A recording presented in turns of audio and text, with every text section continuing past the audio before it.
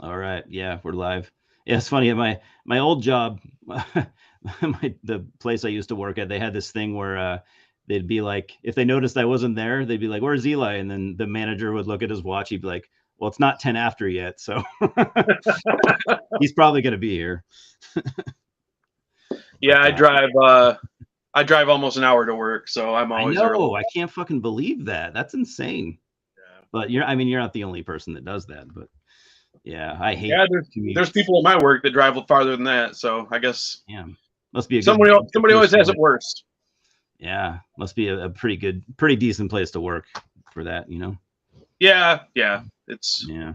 It keeps me in drowning in CDs and DVDs that I don't need. So Yeah, I've thought about applying for the USPS because I mean my job that I have right now is, I mean, it's fairly similar. I deliver packages, so it's just on a much smaller scale. So I'd figure I'd probably get way better benefits with USPS or something. yeah, yeah, I'm sure you would.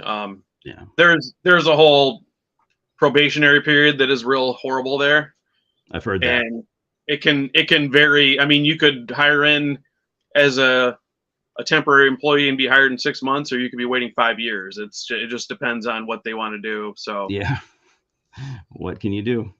There's our buddy Pie Face. What's up, man? hey, what's up, Simon? Sorry, I didn't know his name. Oh, I feel bad. Now I know. I've watched his channel. If he said his name, I've fucking totally missed it. But super nice guy. I love how he watches all our stuff pretty much, it seems like. yeah, I know. I don't know how he has the time, but I appreciate it. I think some people, yeah, some people probably like people that don't watch movies and stuff. Because even I myself, like a couple years ago, maybe 4 or 5 years ago, I was just like watching YouTube constantly. Like I wasn't watching any movies or shows or anything. I mean, I still watch a lot of YouTube, but Yeah, yeah. I make time for movies and stuff now. Yeah, I found because I mean, I watched YouTube obviously before I did this, but Yeah. once I started doing it, I was like, oh, I should really be watching other people's channels. And I mean, you can make the time if Yeah, of I course. can turn it on in the car. I got a long drive, so I can just turn on Mhm. videos. Usually, don't have to really see them, so Yeah. I can catch up that way. Yeah, I drive around all day for work, so yeah, sometimes I'll be listening to YouTube all day long.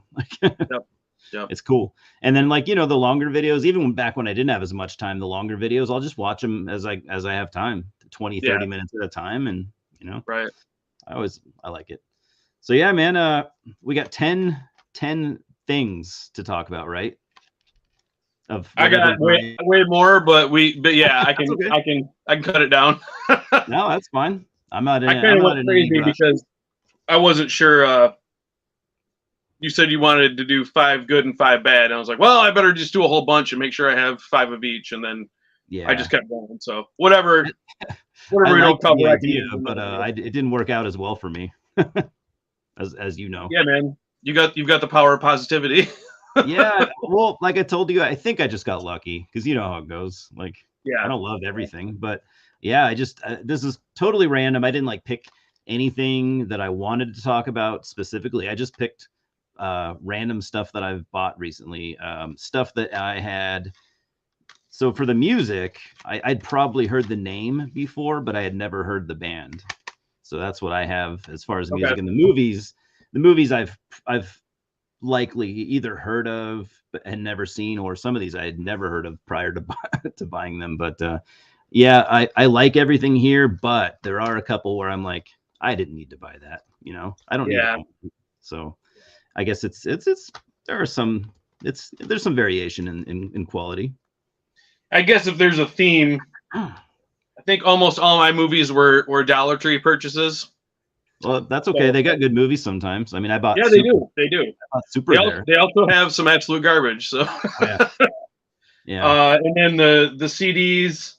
Yeah, I kind of dug deep, man. I've got good. some stuff that I have probably had for 15 years that I forgot I had and never listened to. So Hey, I'm glad I gave you a reason to listen to some stuff that's been sitting around for way too yeah, long. yep, for 'Cause sure.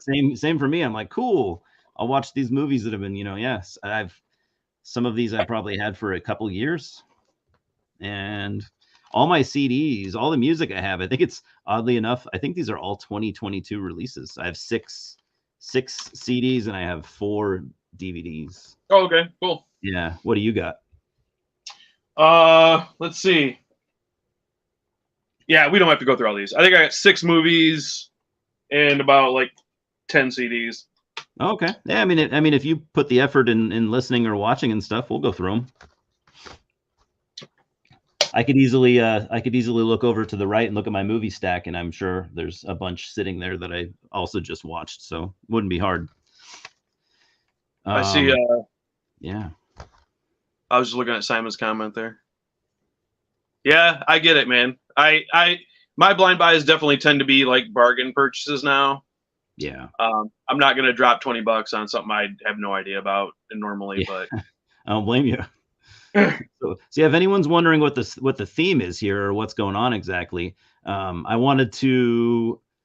I liked Scott's kind of almost like your signature series, really. I mean, it's what you've done since the beginning. I think your first video. Yeah, I guess the one I've done the most on that gets the least amount of views, but that's okay.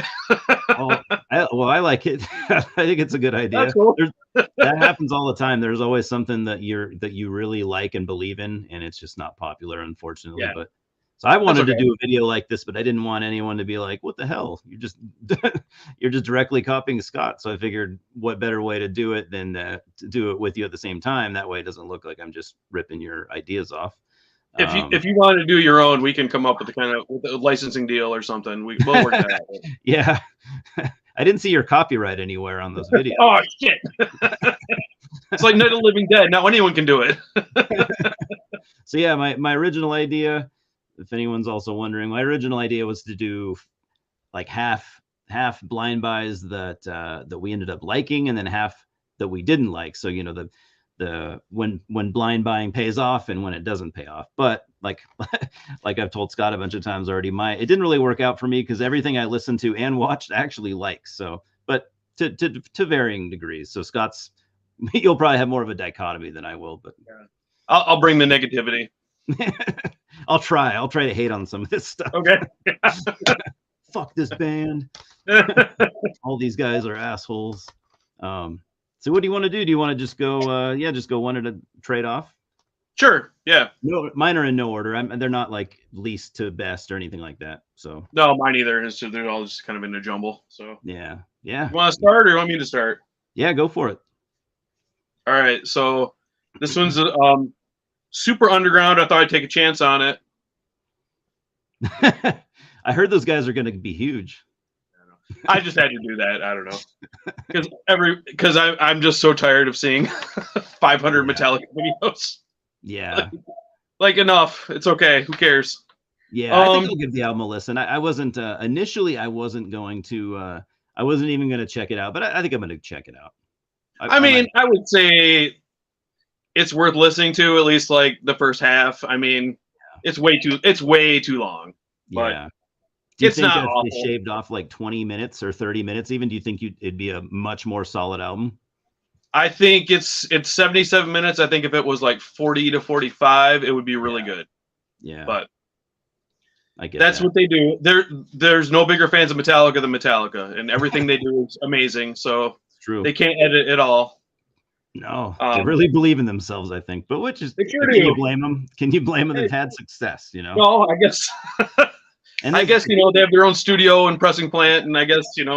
Can you believe that? They bought a fucking vinyl plant? I know. It's crazy. There only like so many on the planet? There's only like a handful of them. What the fuck? Jack White has one now in Detroit, and now they bought one. To me, that's like buying a football team or something. It's huge. That's a big deal. Yeah. Good for them. Whatever. Yeah. I mean, what I do wonder though is I wonder if that's going to slow down vinyl production overall, because that's like one less plant that can just pump out everything. Yeah, I don't know the details. I don't know if they bought an existing plant or actually built one or what. True. Yeah, I guess they could have just had one built from scratch. Yeah, they got the money. They can do it. Yeah, clearly. I guess I'll start with a CD that I wouldn't say I don't like it, but it's not great. I did not even buy this one. I believe this must have been like a promo I got in some order from somebody. I don't even remember what. I kind of found it sitting on a stack and like, what the hell is this? Hell Vomit. Oh, there we go. Hell Vomit. The name of it is Guerra Negra. They're from Ecuador. Mm-hmm. This is their 2012 demo. So this is kind of the classic South American style of super chaotic. I know a lot of people into that style, and I'm not so much. Really like chaotic solos, and it's not the demo itself is, I guess you would say, primitively recorded, but you can hear everything. It's not like super lo-fi or anything. Yeah. I was kind of into it. It's fairly lengthy. It's like 8 songs. Yeah. The problem. Okay, here's the problem, and this is a dick move of me to bring up. Track 9 of the demo is a cover of Unhallowed from Dissection. Okay. And I really think that especially if you're a band starting out, don't put a cover on there that's way better than your songs. Because I mean, that's like, not all right, this is all right, and then they start going into the Dissection songs like, oh no, this is good. Yeah. So, did they pull it off at least, or did they play the song properly? Oh yeah, they did. Yeah. Oh, okay. Yeah. So I don't know if I would say if you're into the South American style, you should probably check out Hell Vomit. I mean, it's a decent listen. And the CD has, it's in the sleeve. Sorry, you probably can't see real well. It's got a ton of bonus tracks. It's got like the entire 2005 demo on it, and then some bonus tracks beyond that. The problem with the 2005 demo is it is almost unlistenable. It is super home recording. Yeah. And after being used to the semi-professional sound of the 2012, it's like, it's rough. And there's a ton more covers on that. They do Total Disaster from Destruction, Infernal Death from Death, Freezing Moon from Mayhem. You know, that reminds me of remember that band Decayed from Portugal? Yeah, I've got a couple of theirs. They would always do that, almost always at least. They'd put like 8 bonus tracks on their albums. Oh, really? Not just 1 or 2 or even 3, but yeah, we're talking like 5 to 8 bonus, like as many as songs are on the album. But right, I mean, it's not like it's a bad thing, but it's just kind of funny. Right. I get it. So yeah, that's my extra stuff, you know.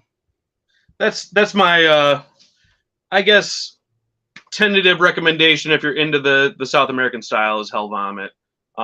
Obviously, I've never heard anybody talk about this band. I think they're listed as active, but they haven't done anything since this, so they're probably done. But you can probably find this cheap. I mean, I got it free in some orders, so they're floating around. I do like that style, but I don't listen to it nearly as much. I used to actually listen to that kind of stuff pretty frequently, but not it hasn't aged with me very well, that genre. But I'd check it out. Yeah. I picked up this beer. Thought it was a pretty cool look, pretty metal. Oh yeah. You seen it? No, I'm just Hop Venom. Hop Venom. Beer. All right. Is that a local thing? I don't know. I've been out of the beer game for a long time. It looks like it's independent. No, where is this? I don't think it's local. Oregon. Oh, Bend, Oregon, not far from here. Oh, okay. Bend, Oregon is a little town, kind of sort of near Portland. I've heard it's a really cool town, almost like a mini Austin, Texas or something. And for the town being small, there's like 20 or 30 breweries there. It's like a beer town. Cool place. I mean, I'm not bragging about this. This is showing my white trash roots, but I'm drinking alcoholic Monster. What? When did that happen? I guess I don't know. This is the first time I saw it at the grocery store today. I was like, wow. Oh, I gotta buy that. I drink the sugar-free Monsters all the time. I've never had that. I've never even seen that. It tastes just like Monster, so I don't know. Huh. Interesting. But it's got alcohol in it. Oh, I got to try it. All right. So my number 1, I bought this a couple weeks ago. I just listened to it today. Sorry, new camera, so I don't know where things are showing up. But so this band is called Deathgrave. Came out on the label Tank Crimes. Some of you might be familiar with. I think they put out Ghouls stuff nowadays. Yeah. That it's a death metal label for the most part. So this is a death grind band, and it's got Greg Wilkinson on guitar. He's the new guy in Autopsy, basically. So this is a hi Louie. This is a what's it called? Oakland, California band. Oakland's got a pretty big scene, like black and death metal and stuff. It's a pretty big city. It's right across the bay from San Francisco, so lots of metalheads there. I didn't care for this. I love the CD, by the way. It's got cool font and everything. So I didn't really care for this. And, as I was listening to it, I was like, man, I really don't like this that much. It must not be that good of an album. And then I was like, you're not really a grind fan. So I'm not huge on grind, so I can't really say that it's bad or anything, because it's not. But I don't know. I'm not. It's a death grind album. So I mean, it's probably more death metal than grind, but I don't know. It's engaging. Everyone here is good. Everything about it is good, but I guess it's just not really my cup of tea. But for grindcore fans or death grind fans, I would recommend it. I would, but I don't know, just not my thing. So out of everything here, this is probably my least favorite. But again, it's not bad. I probably should have listened to it before I bought it. So yeah, it's a cool cover. It's got like it's clearly homage to like a monster movie. It's got a giant flying giant spider monster thing just destroying a city. Pretty cool. You see that for $12-13 in the store, you'd probably pick it up. Yeah, for sure. But yeah, had I listened to this first, I would not have bought it. But I would recommend it to fans of the style for sure. Yeah. And Greg Wilkinson is a really talented guy. Everything he does is good. He also produces, and so I saw him on there, and yeah, it's good. Just not really my thing. I'll piggyback off that because I had a similar one. This band is Manias, or I believe it's supposed to be Spanish. So I'm trying to remember my high school Spanish. Manias, I guess you would say. Okay. Vivisection. Well, it says Vivisection EP crossed out with LP written on there. Apparently this was an EP, and then they expanded it to make it was an EP, and they expanded it to make it an LP. Let's see. I wrote notes because whenever I get on camera, I forget everything I know. 2005. They're from Albuquerque, New Mexico. Another weird thing about this band, I don't know if you can see the spine there. It's glaring big time. But James, that band was called Deathgrave. Sorry, Scott. Oh, no problem. So they list the band name as Manias / Sala Sangres, and I was like, what does that mean? Apparently, when they played shows in Mexico, they went by a different name. So then they put both names on here. But anyway, kind of a lot of explanation for something I didn't really care for. It's really basic grindcore and like you were saying about grindcore, it's really not my scene at all. Yeah. Another thing that shouldn't matter but does, the layout is super ugly. A lot of yellow. Just cluttered and weird, and the pictures are all like squished in the wrong aspect ratio. I mean, the lyrics are unreadable. Oh, okay. DIY, not a professional graphic designer. There's a real long band history in there that talks a lot about how one of the guys got arrested for marijuana and went to jail. And I was like, I don't fucking care. I mean, what? Does anyone need to read that? Yeah, I don't know. Yeah, I don't. I mean, and it's I'm just, the whole thing just gives me, like, as somebody who wants my shit to be in order, the whole thing just kind of gives me the creeps of, like, I don't know what the EP and the LP difference is. I don't know what was on the EP. It doesn't say. It's just a bunch of shit on here. There's live tracks stuck in it in the middle for no reason. There's a techno remix. I've seen bands do that. It never really makes sense. You're like, whoa, yeah, why is this live? Tell me where your stuff comes from. I mean, I don't think that's too hard, but true. If it's a compilation, it's nice to know, what things came from. Right, and it's listed. I looked at Metal Archives; it's listed as a full length, but it looks to be just like a jumble of stuff they had. Yeah. And I almost didn't include it because I don't feel qualified to judge the music that much because it's grindcore and I'm not that into grindcore.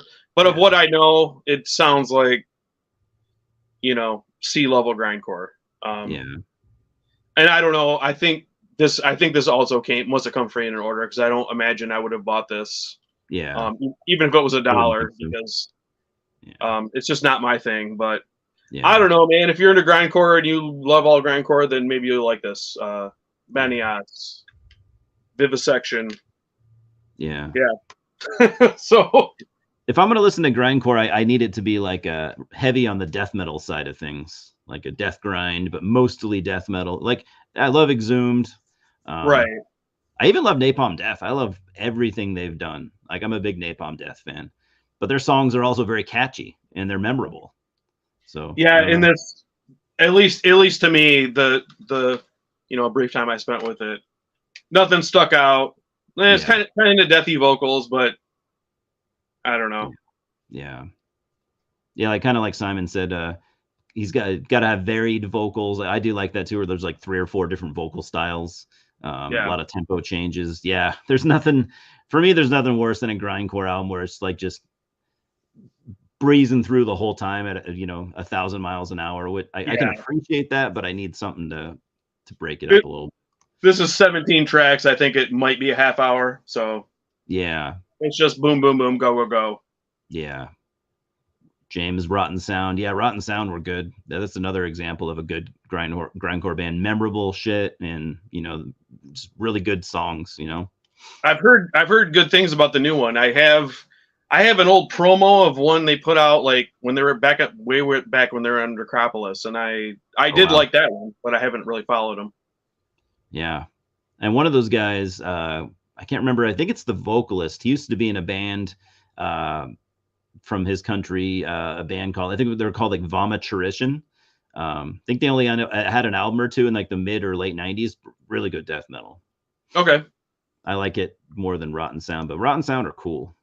Yeah. I'd recommend them for sure. All right. I think I'm going to kind of go back and forth with movies and music. So I'm going to go this one. This is definitely a blind buy, although this is a cult movie. I'd heard of it many times, but I've only heard of it. I'd seen reviews. I'd seen the video on Red Letter Media. So I've talked to you about it recently. Near Dark. Oh hell yeah! I think this is a bootleg because I can't find any company on here. I don't see any logo of any sort. I think you're right. Any kind of company, and I think in that Red Letter Media video, I think they do talk about a bootleg. They're like, and I think Jay was like, it's a well done bootleg. It looks nice, and so I think that's what this is. Okay. This came out. I think mine was on Anchor Bay, and it's in like in a slipcase, and it's like a digipack type. Oh, weird! A digipack movie. Yeah. The only time I've ever seen that was with There Will Be Blood. It's like a digipack movie. It's like a A4 digipack style, but I've never seen it on any other movie. So this is it doesn't even say the date of the movie. It's 80s. Do you know what year this came out? 80. I'm gonna say 86. Okay. 86, 87 is fucking awesome. I love the shit out of this. This is one of the coolest vampire movies I've ever seen. There is a scene in here, probably 5, maybe even 10 minutes long, where they the infamous bar scene. That's all I need to say. And it is just so badass. Like everything about this movie is so cool. The acting is top notch for what it is, for what it's supposed to be. It's visceral and disgusting and grimy.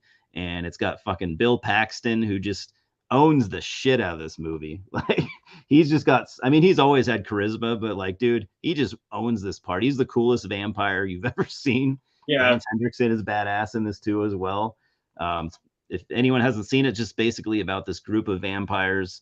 They're just doing vampire shit. They're not romantic, tortured soul, handsome, pretty vampires. They're ugly, nasty, scuzzy, selfish, scuzzy vampires with no respect for humanity. You could tell they sort of enjoy being vampires, but at the same time they're way over it, because like that's one thing that some vampire movies touch on it. Like Interview with the Vampire kind of touches on the fact that like life is not cool anymore when you live forever. It's just no one would be happy living forever. That's just not how it works. Like, I mean, you can even hear a lot of people say this. People in their 90s are reaching 100. They're like, I'm so ready to die. Like, I've done everything. I don't care anymore. Life isn't that cool after 190 or 100 years. So, I mean, these vampires are some of these. They don't all say how old they are, but like Lance Henriksen is a couple 100 years old, I think, roughly. He was in the Civil War. You know, there's that one part where he mentions that. And so they're just kind of, they roam from city to city, killing people, stealing cars, you know, just disobeying the law. They don't respect anybody or anything because they don't have to, you know. The bar scene is so cool. They walk into a bar and you can tell they've probably done this hundreds, thousands of times. Walk into the bar and just pick fights with people, drink shit, and not have to pay for it. You know, it's just awesome. That part, my favorite line in the movie is where Bill Paxton. So they walk into the bar and it's in a hick town. There's a bunch of rednecks playing pool, drinking. Bill Paxton just walks right up to this guy and he's talking to the bartender and he goes, see if I can remember exactly what he says, but he goes, you know, I'll have a glass of whatever piss water you're serving to this cocksucker.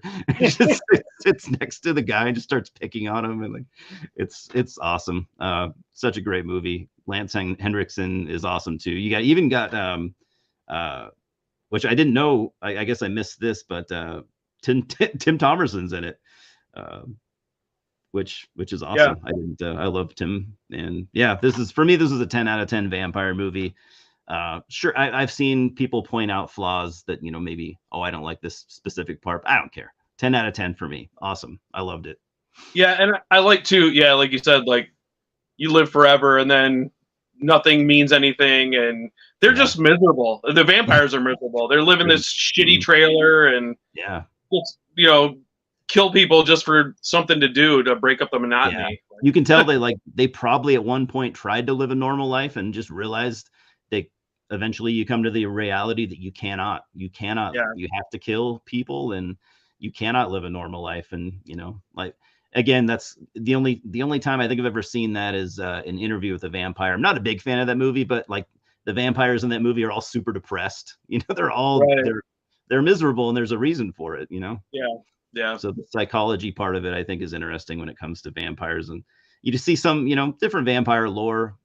I think vampires are typically pretty miserable, but I like when movies go into why they're miserable. So highly, highly recommended.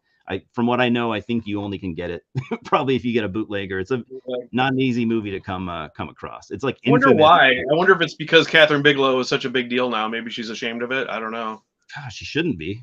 I don't. Yeah, no, not at all. What has she done? What else has she done?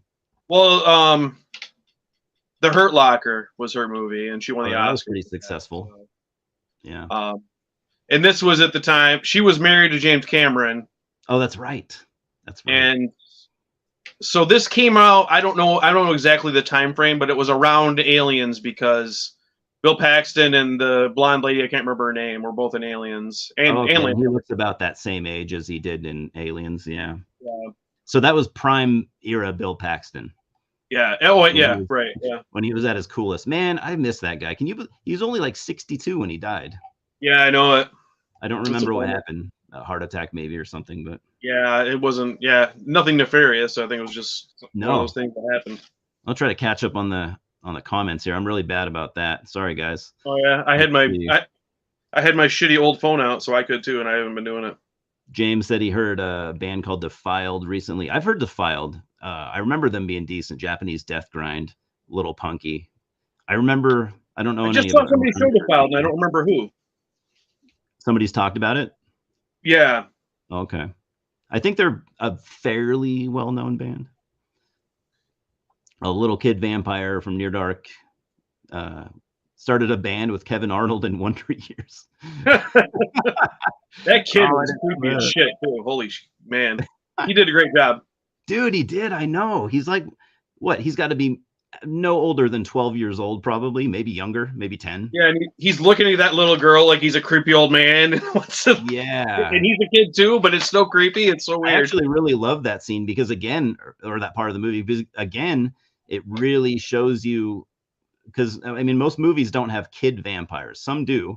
So he got turned when, let's just say, he was 9 or 10. So he's eternally a little kid, and he fucking hates it, because how are you going to get laid? How are you going to do anything? How are you going to get anyone to ever take you serious?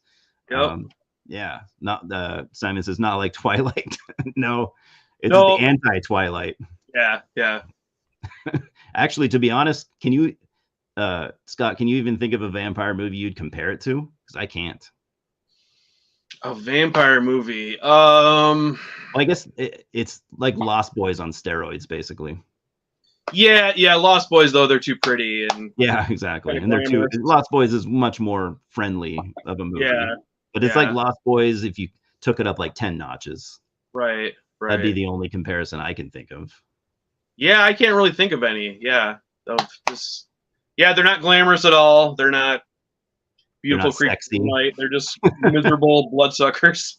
Yeah, they look like a gang from what's that movie? The Warriors or something. Yeah, right. And that movie, it actually kind of has a Warriors feel. I'd say if Warriors was a vampire movie, that's kind of the feel that you get that kind of gritty 80s, feel.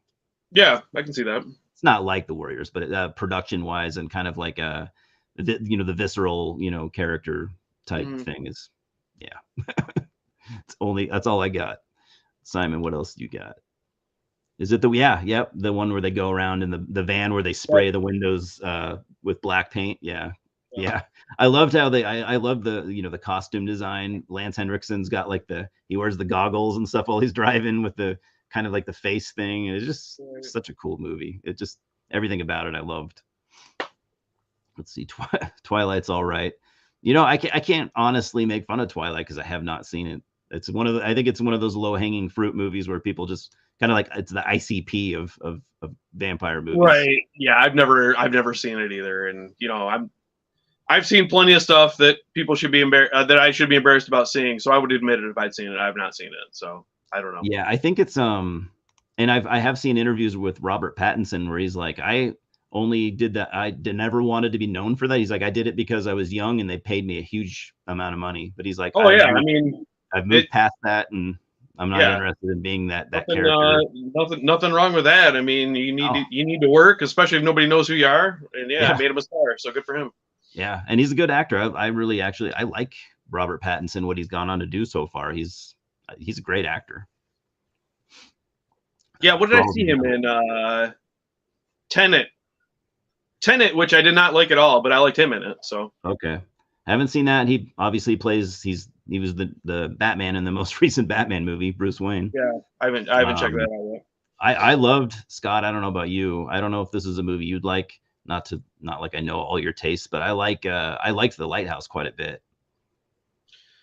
Yeah, I don't know, man. I've heard varying things on it. I'm not sure. I'll probably check it out eventually. No, I haven't seen it. No, well, check it out. I can see where it's that's a divisive movie. It's one of those movies like it's either a cult classic or it's the biggest piece of garbage you've ever seen. But I personally love the shit out of it. Okay, yeah, I'll check it out. I'll go with the movie then. Do it. The Devil's Candy. Have you seen this one? Yeah, I own it. Oh, do you? Okay, cool. Yeah, this is a Dollar Tree purchase. Really? I paid like $15 for it. Loser. Yeah. Yeah, this is, I gotta say, first of all, I really like it. Second of all, I'm an asshole because when it started, my elitist brain kicked in and I was like, the metal part, the heavy metal. Oh my God, he's a metalhead. He's listening to Am I Evil? And he's got a Master Puppet shirt. His daughter's got a Slayer shirt. And then, you go into her room and she's got a Ghost poster. And I was like, fuck this, posers. And then I realized, like, wait, there are people that's what they like. Like, they don't. You can like the popular bands and not go any deeper, and that's fine. And I did a little research on the director, and that's the bands he likes. Like that, he wasn't. I was suspecting it was like a tacked on character trait that was just. Me too. Yeah. Because the back too is like metal rules, hell is eternal. And I was like, what? Because it really doesn't have anything to do with the metal, really. No. But yeah, I got over that. Yeah, it's a really fun movie. Basically, if you haven't seen it, this family moves into this super cheap farmhouse, too cheap. They don't know why, but they take advantage of it. They find out that there was a murder suicide in the house, and then it turns out that the murder suicide was the fault of the son who used to live in the house, who is possessed by demons and has to kill little kids and bury them in the backyard, and the bodies are still there. So he comes home and things go awry. But yeah, really good. Ethan Embry is the star, who I don't know if you remember him from the 90s. He was always like the goofy guy in like Empire Records. Yeah. When I saw he was in this, like, that fucking guy, really? He does a good job. For Matthew Lillard. Yeah. But yeah, he's a good actor, and he did a good job. And the crazy son who returns home is, I never knew his name, but Pruitt Taylor Vince. You would definitely know him if you saw Smith him. Movies, right? I don't something, or what I know him from. Identity. He was on Identity. I think that was his big. Oh, he was okay, like never mind. Killer, I think I the might big have fat mixed him guy. up with someone else. Yeah. But yeah, he's always really good. Yeah, he's really good in it. And he plays a really good psycho. Yeah, and he does, and he's actually actually sympathetic too. So he's not just a total monster. Yeah, it's like you want to like him, you know. Yeah. Like you can tell he's he's possessed, so it's not his fault. You know, he doesn't want to do it. He doesn't want to hurt anybody, but like he has to. Yeah. Those are the kind of the best. So ignore the metal skin they try to put on this of, oh, this is the metal movie. It's not, but it's a good horror movie. So yeah, I was very pleasantly surprised with this. I'm happy with my $1 purchase of this movie. Oh, totally. Yeah. You could take the heavy metal stuff out and it not affect the movie at all. Wouldn't make it any better or worse. Like it's just there. If anything, it's kind of fun, you know. Right. But it's not necessary. It's a cool movie. I think I liked it a lot. Who was the director? I always wanted to say Ty West, but I don't think it's Ty West. Sean Byrne. Oh, okay. Who, have you seen The Loved Ones? No, but I know about it. I wanted to see it. After this, I checked out The Loved Ones, and that's really good too. So, and I don't think he's done anything since, and this was like 2015 or something. So, wow. Hopefully and that movie's pretty successful. Like it's kind of like honestly, it's kind of like a modern cult classic. Like people really like that movie. Okay. Yeah. I'm out of the loop. I didn't know about it, but yeah, no, it's like a well-respected, really well-liked movie. I can't believe 8 years have passed and that guy hasn't done anything else. That's crazy. Yeah. You think like if when you're in the hot seat, you got to act. I don't know. I guess he doesn't. Maybe he's working on shit, or he just doesn't care. Whatever. Or they offered him 7 Marvel projects. He didn't want to do them, and then so he's just sitting there doing nothing. Oh, totally. That's exactly the kind of director like he is. He'd become one of those. Yeah. He'd be getting big offers. All right, so we'll go back to music. I had to look this one up real quick because I can't really remember everything about it. But obviously, I'm not going to be able to pronounce this. Ava Turnay, maybe. Let's just say Ava Turnay. I'll flip it around so you can see well, not like you can read that. Profound lore, death metal. I picked it up because it's got dudes from, or at least a dude from Artificial Brain, and I really started liking Artificial Brain last year. They're like Artificial Brain are like this technical death metal, kind of like Demolich, maybe, if I could think of the quick lazy comparison. I thought this was really cool. So it's got a dude from Artificial Brain, a dude from that band. Some of you guys might remember Flourishing. They kind of made some waves. It was a short-lived band, like a decade ago or more. So dudes basically from a bunch of weird kind of experimental death metal bands. So that's what this is. Experimental. I don't know if I don't think I'd call it tech death. I'd call it weird death metal. Let's just call it that. It's singer kind of sounds, he's got the Martin Van Drunen thing going on, kind of like that howling, really disjointed riffs. I guess you could say later Gorguts, even modern Gorguts. Oh wow, okay. Yeah, that's I think where I'll just leave it. I'll say modern Gorguts type death metal. Really cool. I definitely recommend it. Came out last year on Profound Lore. Only listened once, and it's very complex music, so I'm in no way ready to give it, a intelligent sounding rundown. But if you like Artificial Brain like I do, or even more so, again, if you like modern gore guts, I'd say check it out. I think I used to be really close-minded to the weird experimental death metal. Like I always liked Demolich. I always liked Time Ghoul, stuff like that. But I was always and I liked Portal too. But other than that, I always wanted my death metal straightforward, just regular death metal. But now that I've heard so much of that, I'm a lot more open-minded to the more experimental death metal stuff. So yeah, I've heard a little of Artificial Brain. It sounded cool, but I've never picked anything up. So yeah, that sounds cool. Yeah, I really their album from last year was one of my favorite albums of the year, easily. Okay. Yeah, awesome. Let's see. Have I given anything a recommendation yet? I don't think I have. So let me dig out something I liked. Not completely, no. I mean, you've done what I did, where it's like I'd recommend this to fans of the style and me and no one really else. Right. I'll do this one. This was a promo that I got that I didn't remember I got. Yeah, you're not gonna probably be able to read that. Get my notes. Diabolus Amator. Okay. It's called, the album title is The Dawn of a New Flame. This came out in 2015 on Occult Roots Music, which I've never heard of. Me either. So this is a project from Texas. I think he moved, but at the time it was from Texas. It was a one-man band for this album, and then he did a follow-up that had a full band. But yeah, just kind of out of nowhere, I was like, well, this looks friggin' generic. Whatever. I'll throw it in. It looks like black metal. Yeah, it's really... I was looking at reviews after I read it, and people were saying, oh, it's basic second wave. To me, it's a lot of first wave. Wow. It reminded me a lot of Graveworm, actually. So very primitive. Yeah, I mean, not as primitive, but like sort of that. It wasn't like trem riffs and stuff like that. It was, yeah, I would say more Bathory-ish. Oh, okay. Than Norway. Okay. Well, there's some.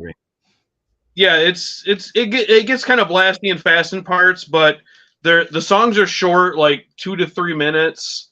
Very, very savage. I mean, just an attack the entire way through. The whole album is like 30 minutes, which I'm in a phase right now where that's what I want. I don't drag me along for 70 minutes. Let's get in and get out. And this, not unless it's like prog, right? Prog metal and stuff. Yeah. Then I want a long album if it's like prog metal, but not black metal. No. Yeah, this is 10 tracks, 2 of them. There's like an interlude and outro. So, and yeah, it's like 30 some minutes. What's it called again? Diabolus Amator. I like the sound. Maybe people can see that. I'm gonna, on a later video I'm gonna put links to all this shit because okay. I know it's hard to. Out. Yeah, I mean, and it's, I think you can get it for dirt cheap. Actually, their second. They only have 2 albums. I'm definitely gonna get the second one. Cool. Yeah, just a really fun surprise out of nowhere. This was again something that was, I'm sure, stuck in an order. Yeah. They wanted to get rid of them, and yeah, it's really good. I love when a band comes out and they're playing. They're not doing anything new or original or unique or anything, but you listen to it and you're like, I like this, you know? Yeah. Because it's got to be hard to be. Let's just use the word generic. It's hard to be generic but still be really good, you know? Yeah. I feel like you can be both. Gorgoroth have done it for decades, you know? Yeah. Yeah, for sure. But they do it, and they do. But they are. I love Gorgoroth, but that's just, yeah. You know, they don't. You kind of pretty much know what you're gonna get, but you know it's gonna rule. Yeah. All right, I guess I'm going back to a movie. This was a nice surprise. I bought this a couple years ago and only finally just watched it. It's one of those movies, you know, it's low budget. You throw it on, and it's like, oh wow, I'm probably not going to like this, but you let it play in front of you, and it's just good, 1972, called Cannibal Man.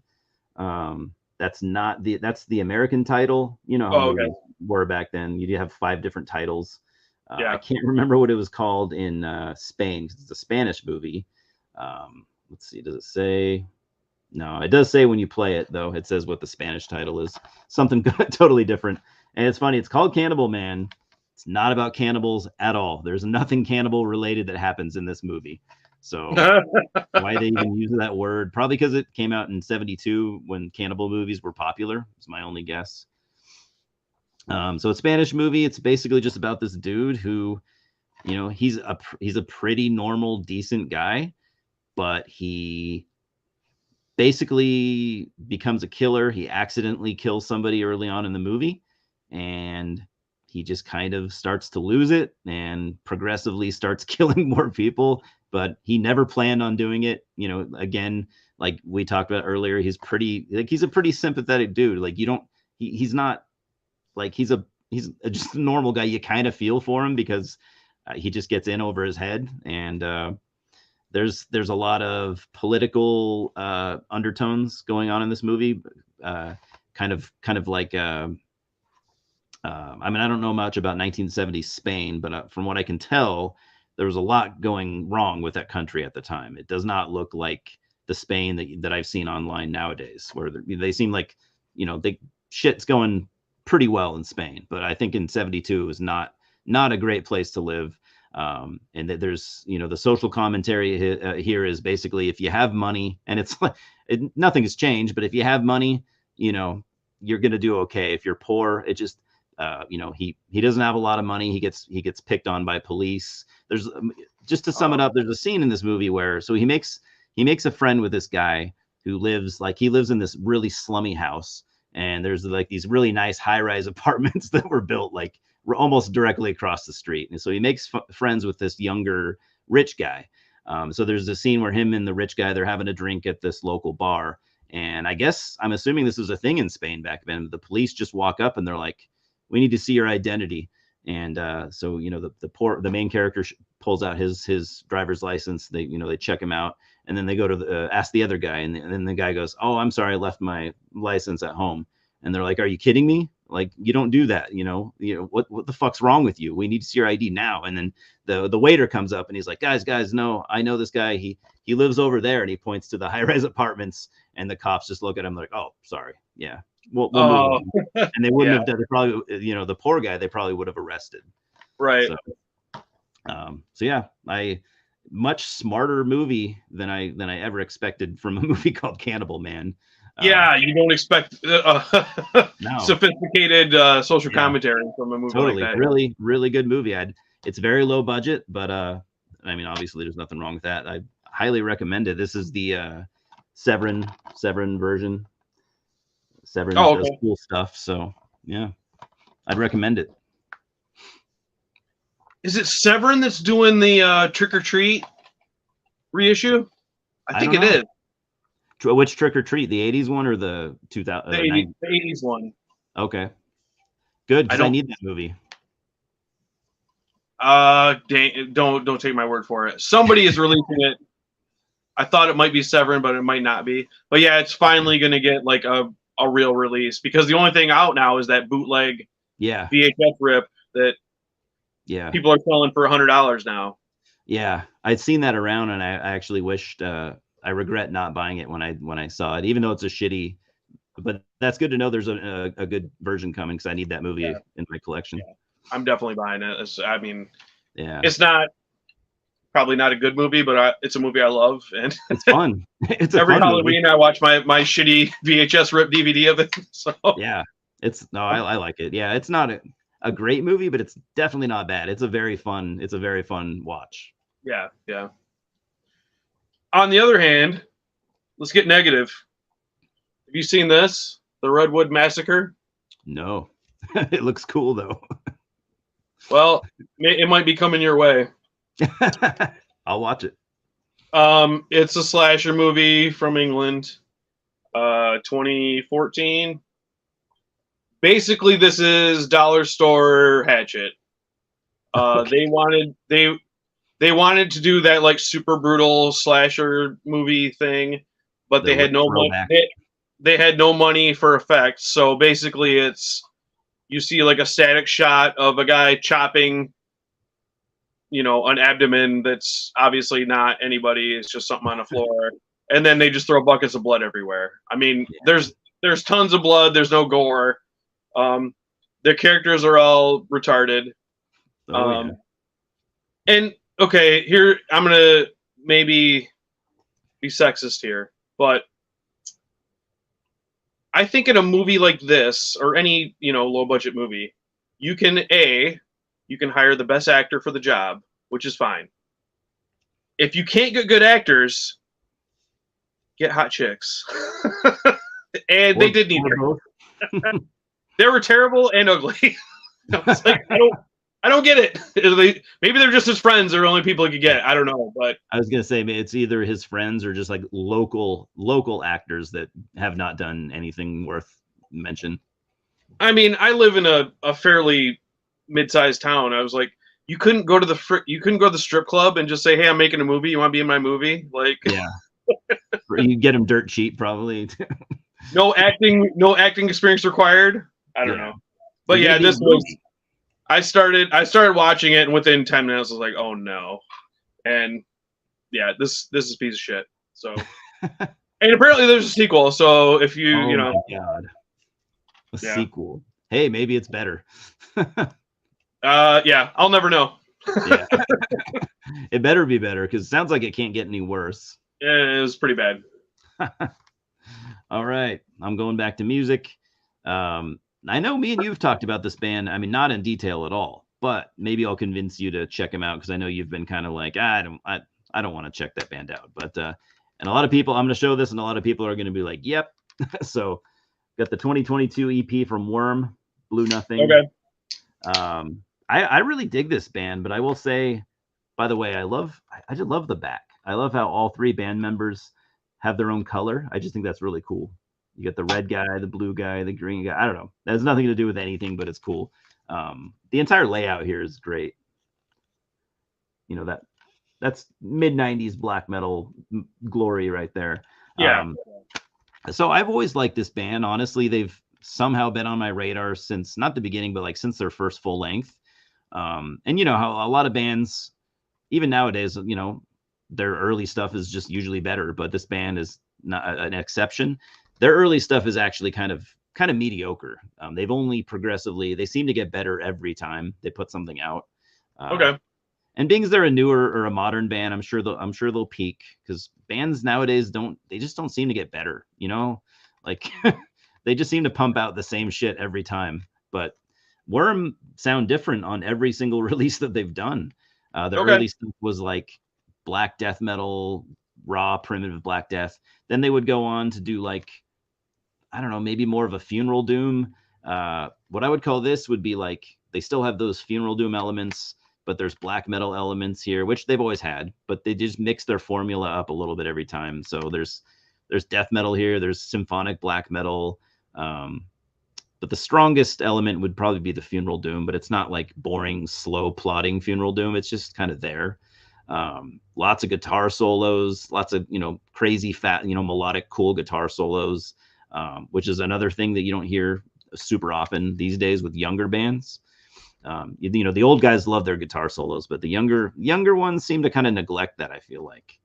Or they'll have them, but they're just there because they know that that's metal, Right. But it's like these are like technical, well played guitar solos, and they're all over the place. There's like, I think it's one of those albums that starts with a solo or early on, but definitely check it out. And this is an EP, so it's not very long. It's only 30 minutes or something, 4 tracks. Okay. I'd say start here for anyone that doesn't want to, invest a lot of time. It's an EP, it's short, but it's good. So I'd say start here and work your way back if anyone's interested in checking Worm out. They're I'm sure they are good, but they're a product of me being a old asshole of like, Yeah. Oh, they're one of these new hype bands. I'm sure they're fucking great, whatever. And I just kind of wrote them off. So, I'd probably be right there with you had I not been aware of them earlier on. If they'd have jumped on my radar as they were getting hype, I'd probably be right there with you too. So I got lucky, I guess. But that's cool. I mean, mine is not the attitude to have to be closed-minded and everything, but but it's hard sometimes. Oh, they're on $20 spin, are they? Fuck you. that's kind of where I'm at right now. But, yeah, I know. It's hard not to. I know what you mean. 100%. Simon says he hasn't checked out the newest Worm. Yeah, check out the EP, and then I'd say if you like that, go with their previous album because that's really good too. But I think this EP is the best thing they've done. Oh, let's go. Go with this one. Parnassus. The name of the album is Indolorium Gloria. You know this? Yeah. What do you think? I dig it. Like symphonic black metal. Yeah. I like them. I don't know if I've heard that exact album though. I can't remember, but I heard what I liked. Or I liked what I heard, I mean. I think they only have 2 albums. Yep. This is the first one from 95. Okay. Frederick Soderlund, who I guess is most known for Quiescence, which is like a Marshall Industrial kind of dark wave band. Yeah. One-person project. I don't know, man. This was a journey. When I started it, it was like super quiet, and all I could hear was keyboards, and I was like, okay, this must be the intro. And then it was very like keyboardy, yep. It fucking kept going. I was like, what is going on? So I cranked the volume up, and I was like, oh, there is some metal going on, like back in the back room somewhere. Yeah. But the keyboards are way up front, and it's really bizarre. As it went on, I sort of got into I almost turned it off right away because fuck this. I don't blame you. But I stuck with it, and it's interesting. I mean, I'm not sure I like it. Do you like symphonic black metal in general, or? I used to. Oh, okay. Because I have such a soft spot for it.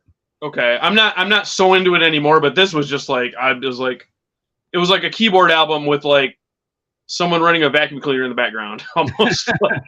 You almost couldn't hear the black metal. Yeah, I don't blame you. I get it.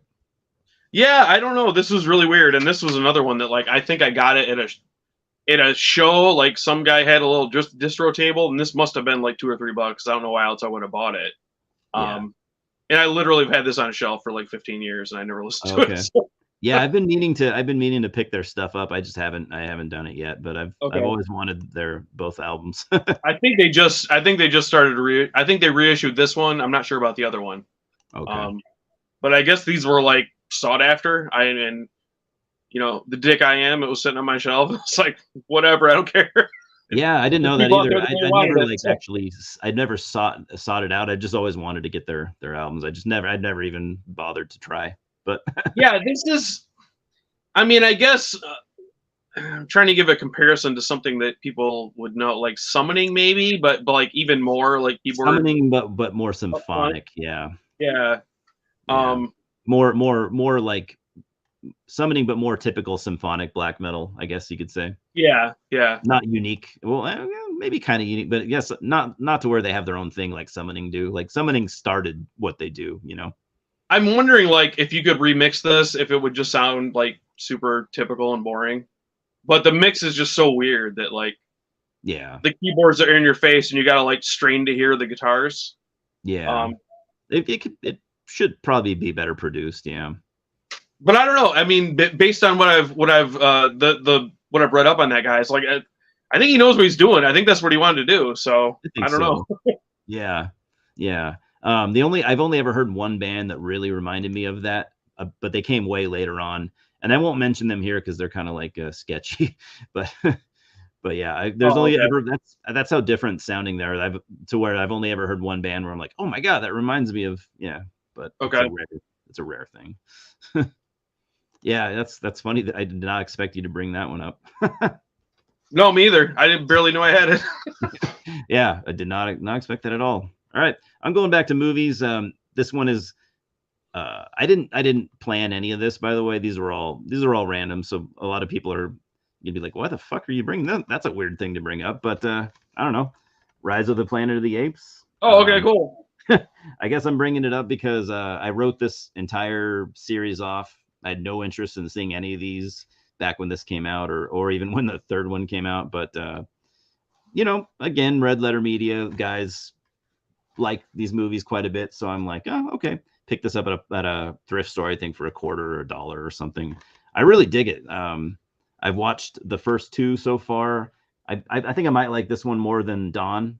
Not that it's better, but I think I liked it more because I didn't really want to see, and I'm not that excited to watch war because I don't really want to see fights. I don't want to see these monkeys die. I really like the characters and I don't want to see them die because it's going to happen. I think war is going to be like a tearjerker, I assume, and I don't know. I don't really want to see. I will watch it because I went ahead and bought the whole trilogy. It's just I don't know. It's just really good. Like Jay said on Red Letter Media, like how did they make me feel this way? About fucking cartoon monkeys. But they're so emotional and like they're very well done. You got Andy Serkis, who's talented as all fuck. He plays Caesar, the main ape. And everyone knows, I'm sure. I don't really need to go into detail about what these are.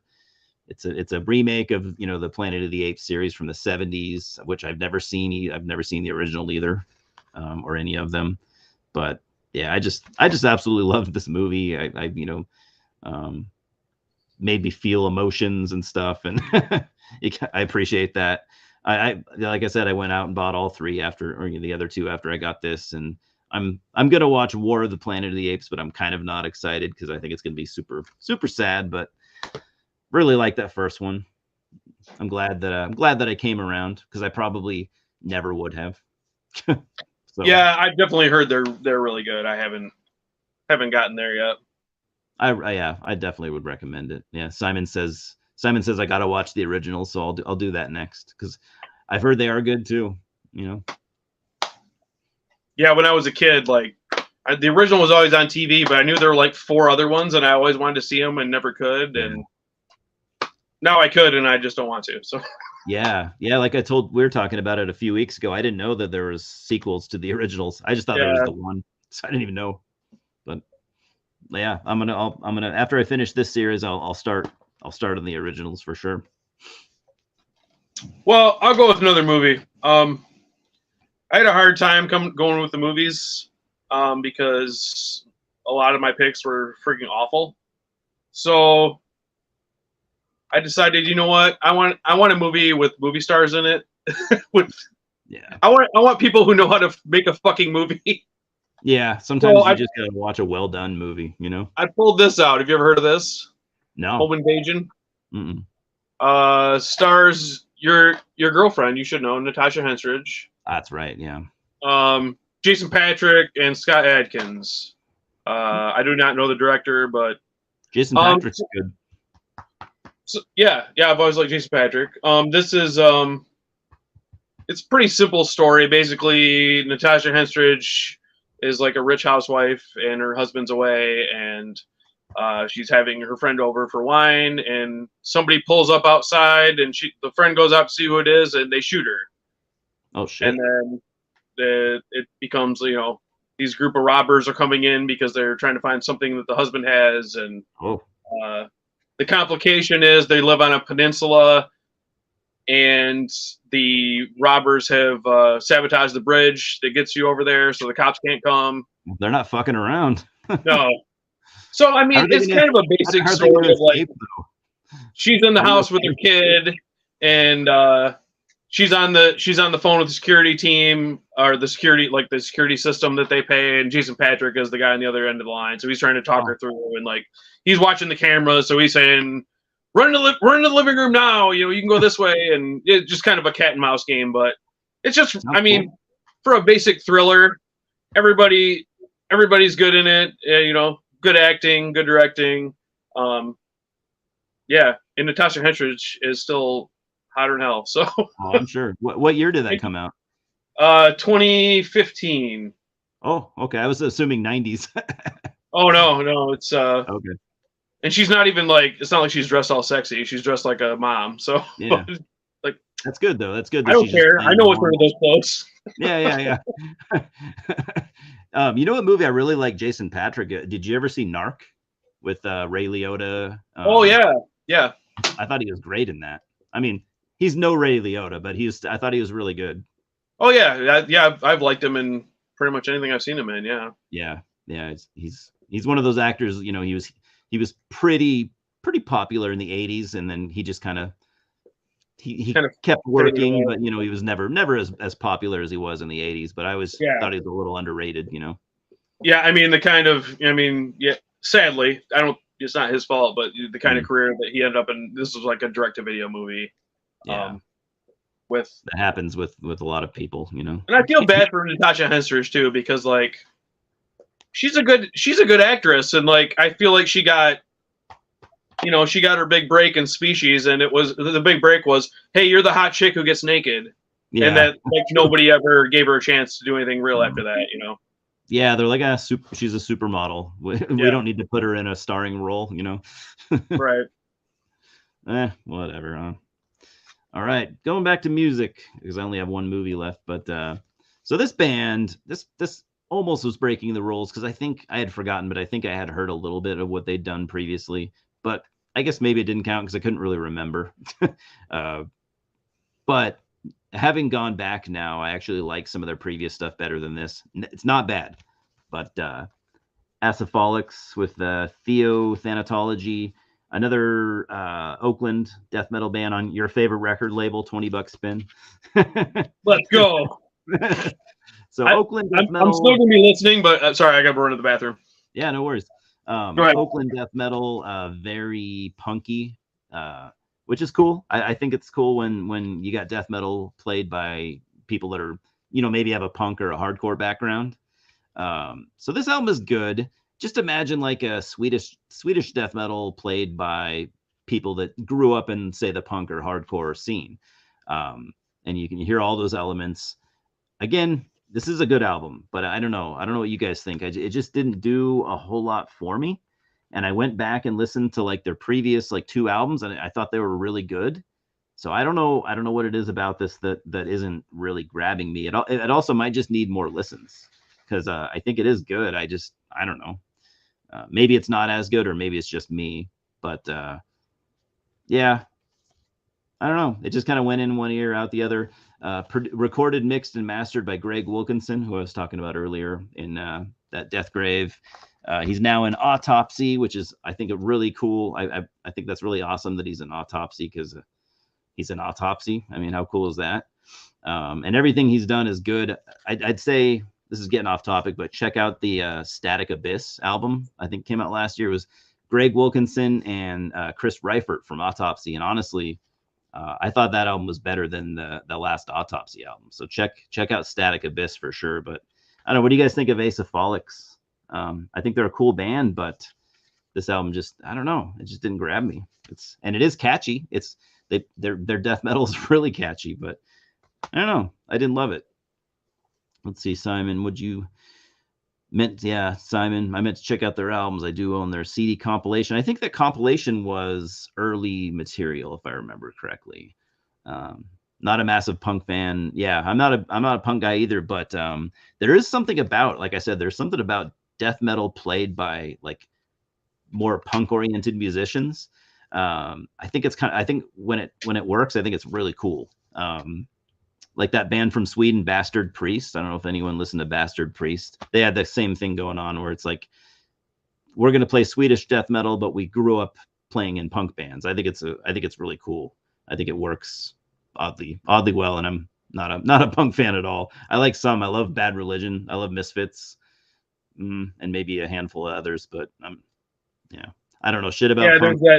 There's that thing where like, you know, if they have a punk background and then get into metal, it's like, oh, posers. But like Black Handball is one of those that I think they're all like hardcore guys, and then hardcore bands. That was like they came from like the '90s hardcore New York, or maybe even older, maybe 80s. Yeah.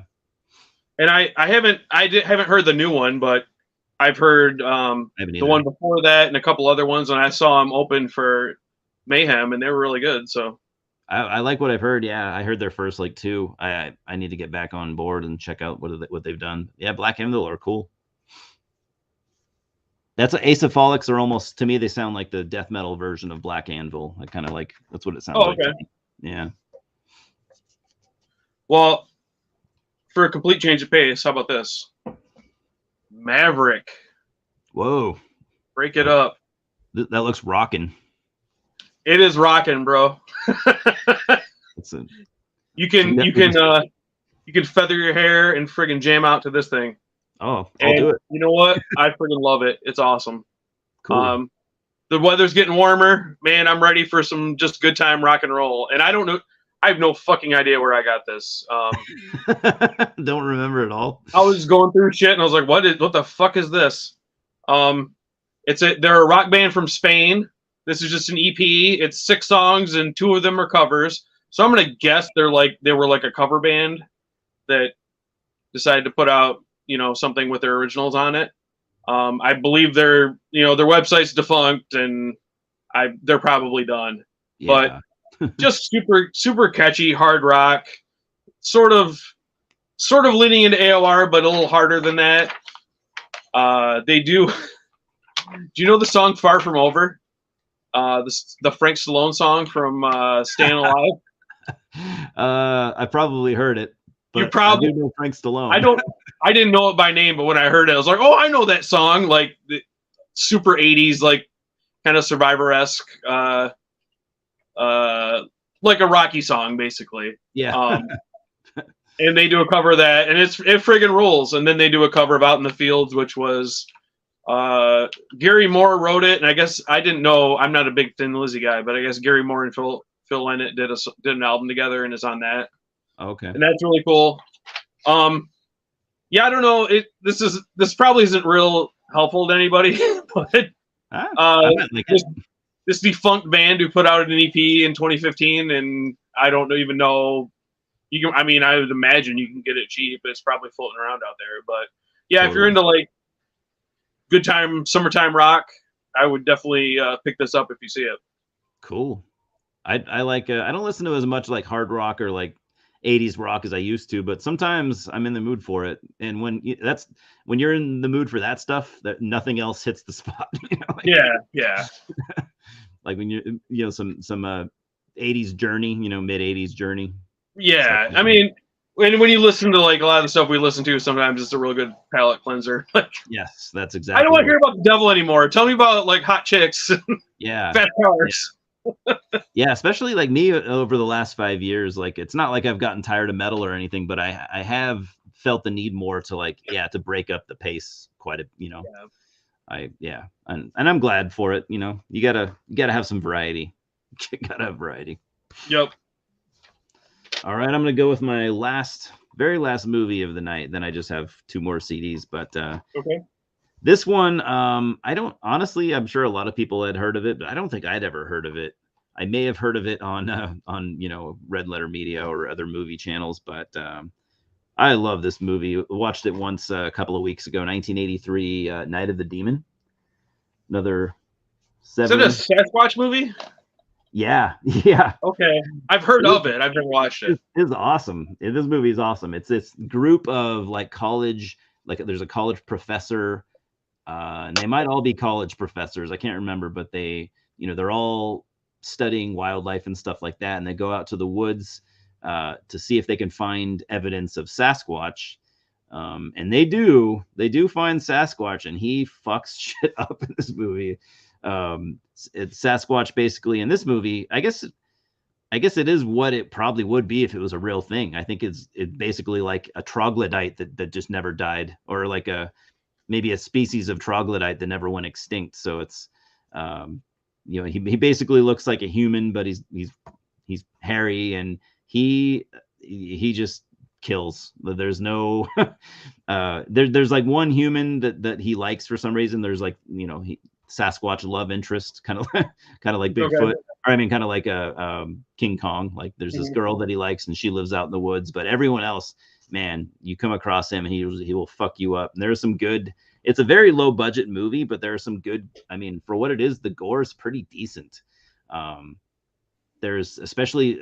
I'm sure it's infamous, but at the end, the last like 15 minutes is where it really unfolds, and it's pretty extreme. Like it's gory and it's fucked up. It's borderline. I'd say borderline extreme horror at the end. There's a scene, not in the end, but like in the middle, where let's just say there's a part where this this random biker he pulls off or whatever to take a piss, pulls off in the woods, and so he's pissing in this bush that fucking the troglodyte is in for some reason. He reaches out and rips the guy's dick off. So it's pretty extreme and pretty gory, and just I it's one of those movies where you start it and you're like, oh, okay, I get this is going to be a low budget shit fest, but it's good. I love this thing from start to end. It was very entertaining, pretty good, likable characters. They're not just cannon fodder. You like the guys and the girls too. Good character development and good gore. Totally really fun movie.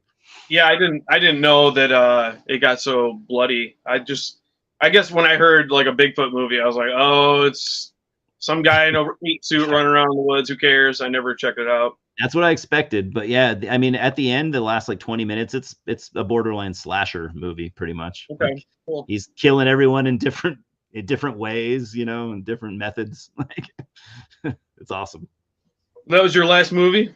Yeah, last for the movies. Okay, I got two left, so I'll just bang through them. House on Willow Street. Have you heard of this one?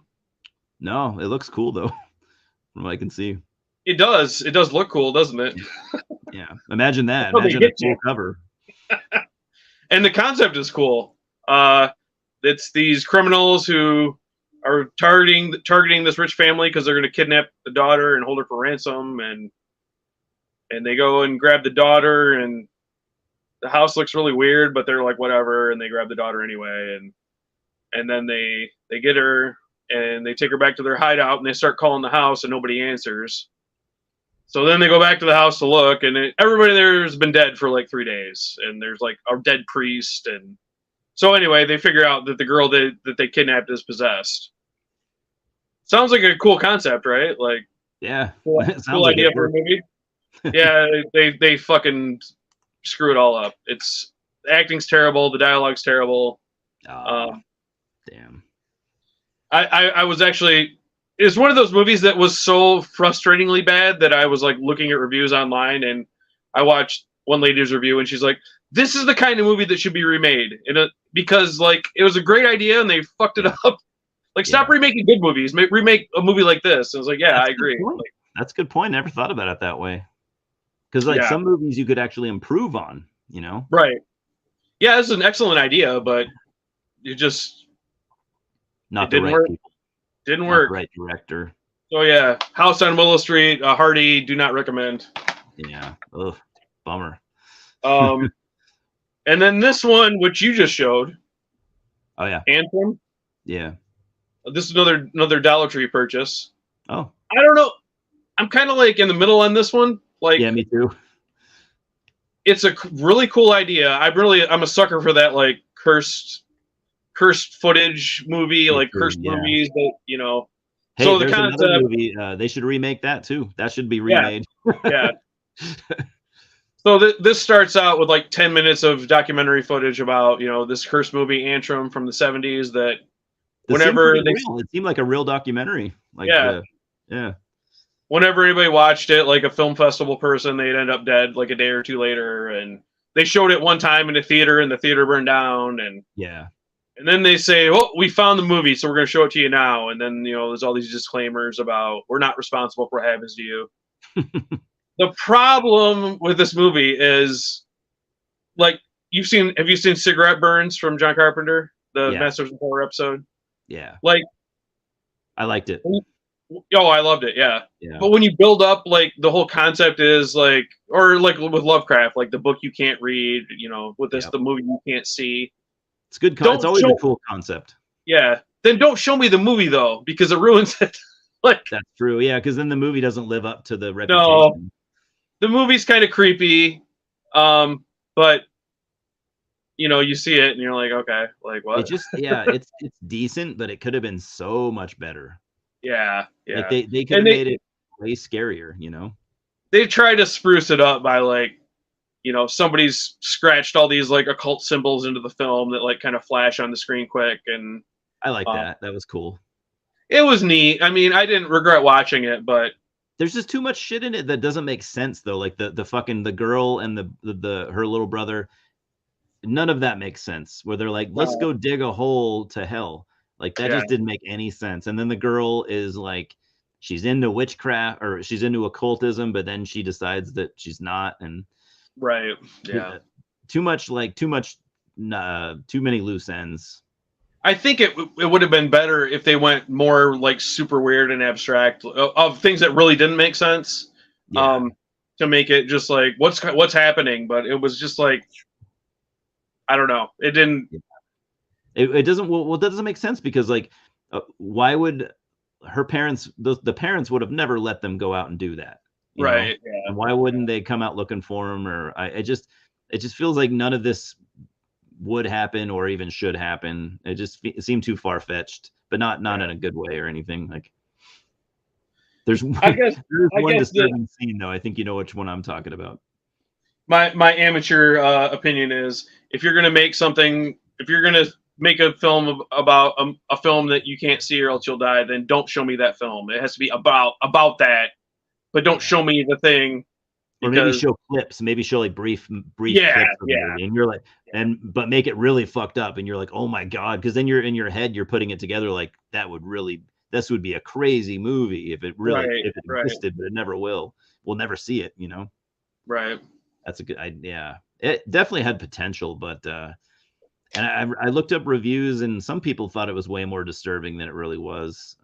It has a couple disturbing parts, but it wasn't. I don't know. Wasn't that bad or wasn't that crazy. Yeah, that it's in the middle for me where I wouldn't really recommend it to anybody, but I'm not mad I wasted my time on it. So Same here. Yeah, that's how I felt too. All right.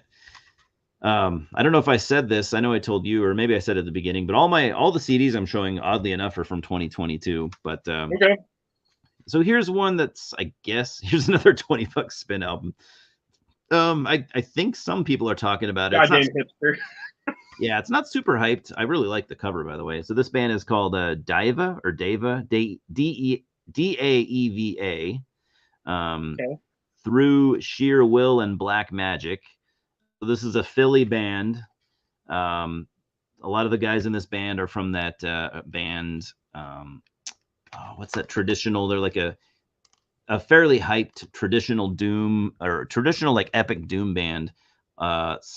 Crypt Sermon. You probably heard them. Oh yeah, I like Crypt Sermon. Yeah. Yeah, so some of the dudes are from Crypt Sermon. The singer's from a band,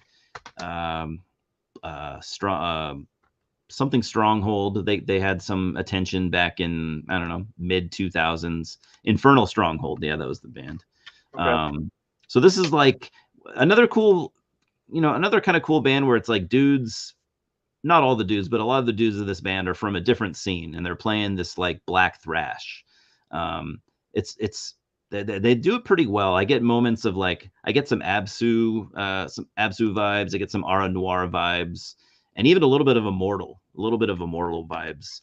So yeah, I'd definitely call it black thrash. Really fast. Some of the fastest drumming I've heard in a long time. Like some of the double bass on here, but not fast in like a typewriter clicky way. Like you can tell the dude's just really playing fast. Doesn't sound studio bullshit.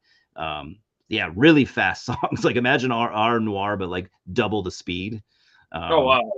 Yeah, way faster than any of those bands I've ever played. So pretty cool. I don't know. I have a soft spot for certain bands that are like, hey, we put together this side project and we're going to play this genre that you've never heard any of us play. So I think it's cool when bands, unless they fall flat on their face and it doesn't work, but this does work. And again, I'm also a sucker for album covers that don't have any text. I always think that's cool. Yeah, I do too. There's no album title, no logo of the band. It's just a painting. and it's not digital art either. It looks like a drawing or a painting, which is kind of a lost art nowadays. So I've only listened to it once, so I don't know if I can say it's amazing, but I definitely liked it. I can definitely say it's good. If you're a fan of black thrash, I'd say check it out. I don't know. That actually sounds cool. That sounds like it might get over my $20 spin allergy, and maybe I'll check it out. Yeah, it doesn't sound like any of the other bands that I've heard from $20 spin. So I don't know. Yeah. I mean, it's not. I mean, you know, their label got popular somehow, so fuck them. Like that's me being a dick. So yeah, I mean, you're not always wrong though. I mean, it is one of those labels where it's like you just get tired of hearing the name. You know, get tired of hearing about it. Well, you got how many CDs you have left? I have one left. One left. Okay. Yeah. I guess I'll go here. You heard of Morgul? Yeah, I like Morgul. Do you? Okay. I dig it. I might have that album actually. I'd say, do you like this album? Because I might make you mad. That's all right. That's okay. I like that kind of cheesy shit. All Dead Here is the album, is the name of this one from 2005. This, as far as I know, is the last thing they put out. I've not heard any of the previous stuff, and I heard this is way different than what they used to be. I take it back. I don't think I've heard that album, so I can't. Yeah, I haven't heard this one. So this is, so you remember like in the late 90s, early 2000s, where like Dot Heimsgard did 666 International, Arcturus did, which I like. I like that. I like that. Oh yeah, I do too. Oh, okay. Arcturus did, why can't I think of the name of it? Masquerade Infernal or whatever. Yeah, I like that too. I do too. But the problem is everyone thought, hey, black metal and techno, that's the key to success. Let's do it. And I felt like we were, for the next few years, we're just showered with shitty techno black metal. Yeah, remember Covenant? Covenant with a K? I do, and sadly, I must admit, I must admit, I really did like the second album at the time, the one where they went techno. No, I did too. The first two albums, but beyond that, they got really fucking dumb. Oh, the one after that was so bad. Holy crap. Simeon or whatever. Yeah, they got really bad. Yeah. So this, I mean, and this is 2005, so this is way after that trend. I don't know what was going on, but it's annoying, like electronic techno black metal hybrid. He does like the theatrical vocals here and there in between black metal vocals. And there's a lot going on, yeah. Jesus Christ, this has not aged well, and I don't imagine in 2005 like that whole trend was over. I don't know what was going on, but yeah, I don't think I've heard this album. You might like the first album is really good. Lost in Shadows Gray came out on Napalm Records in '97. That one's actually really good.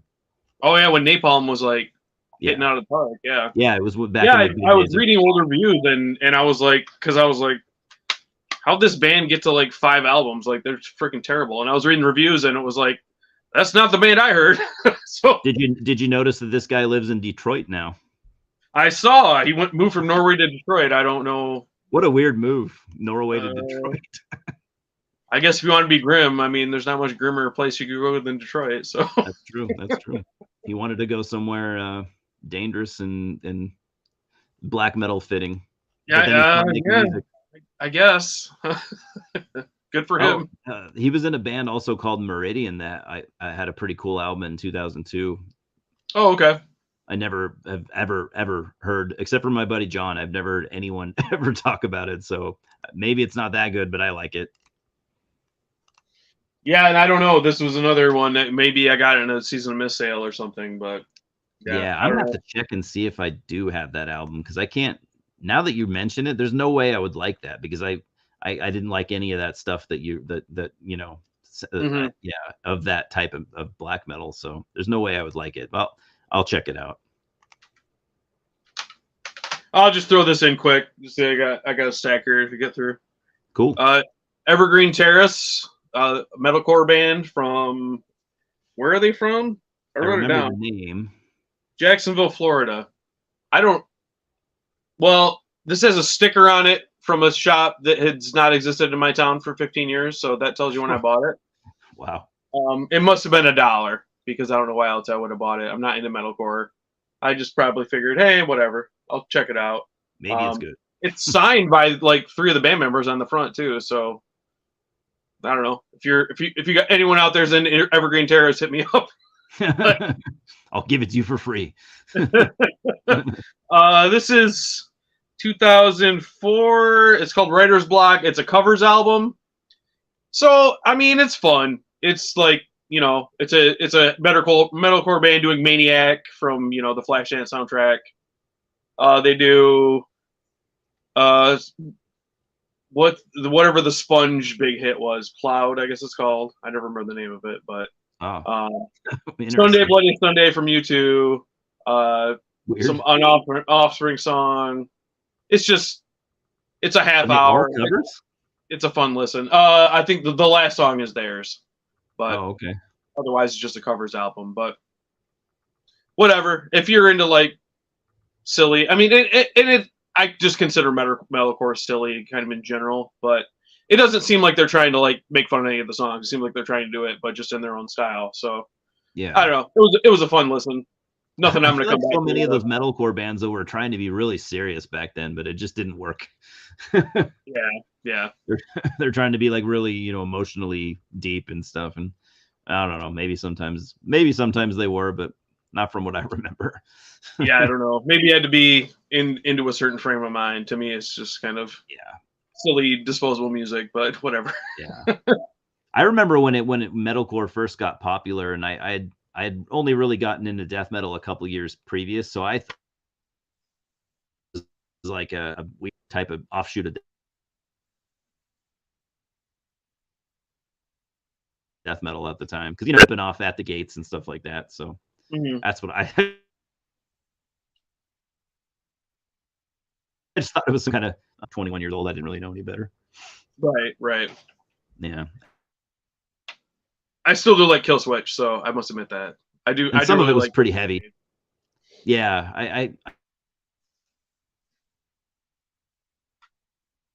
I don't think, and I would personally, I don't really have any nostalgia for any of it.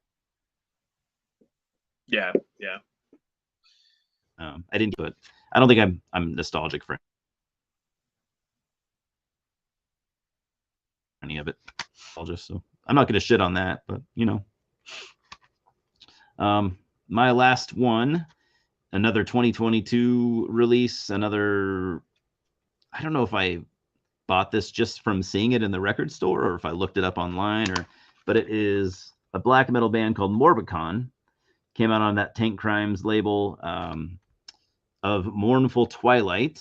And so this is another one of those, you know, a bunch of dudes playing a genre that, you know, we don't usually play. It's got like dudes from Municipal Waste and I think some other bands, but this is like, and on Metal Archives, this is black thrash, but it's not black thrash at all. This is just like Scandinavian, like mid 90s Scandinavian black metal. Like, this is more dissection than black thrash. Okay. It's pretty decent. I don't know. I think I got it for like $10 and I'm like, you know, maybe that'll be okay. And it kind of, I don't want to say it blew me away, but it was way, way, way better than I thought it was going to be.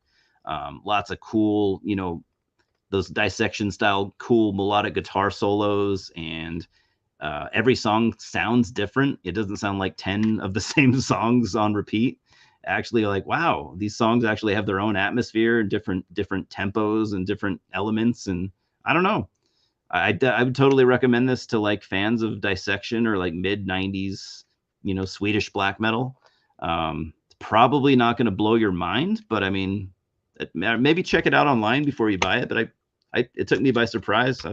Way better than I thought it was going to be. I know. So you can buy that from the cover? I might have. I can't remember. I know the singer the singer's from Finland, actually. He's lives in Finland. He is in And Oceans right now. You guys probably know that band. Yeah. I think he's also in Fintroll. So. Okay. So you know, you had a Finnish black metal guy, but the other guys are all Americans. And like I said, I think they play in like Municipal Waste and like thrash bands, stuff like that. So you wouldn't ever, honestly, you put this on, you would never be like, oh, that's Municipal Waste guys. Like you wouldn't think that at all.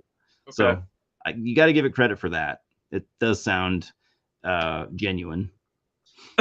Yeah, that's something. Yeah, I should check that out, because if I saw that album and it was like featuring members of Municipal Waste, I'd be like, fuck no.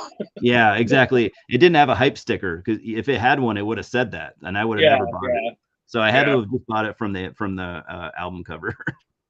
I'm like, oh, that looks black metal. Cool. I'll try it out. And it is black metal, 100%, but it's not black thrash like it says on Metal Archives. There's little to, I don't even know if there's any thrash metal on this album from what I remember. So I think they just said black thrash because it's thrash guys, but that's kind of unfair to put as the genre. Right. Yeah. Stupid. Lazy. Well, I got a couple left. You're out, right? Yeah. Okay. That's okay. Yeah, I'll just go through these two quick. Gravespawn. Let me try to pronounce it. Praetorian Maleficus. I think I remember that band. Yeah, I don't. This is another one. I don't know where it came from. 2009, from LA. This is just super solid US black metal. It's kind of, I probably can't see the art. I mean, just kind of nondescript. Just looks kind of generic. Yeah. But man, I don't know. It's 5 songs. They're all like 5+ minutes long, but they don't get boring. There's really triumphant parts that really keep me engaged. The songs don't get boring. Yeah, I don't know, man. I don't know. I don't have a lot of adjectives for this other than it's just super solid black metal. No bullshit. No techno. Yeah, they're just going for it, man. It was a full band on this, and I guess since then it's become a solo project. He's still doing it. I mean, I think he had him out last year. So he did. Yeah, I'm looking at it, the page. I remember this name from back in mid 2000s. I just can't remember.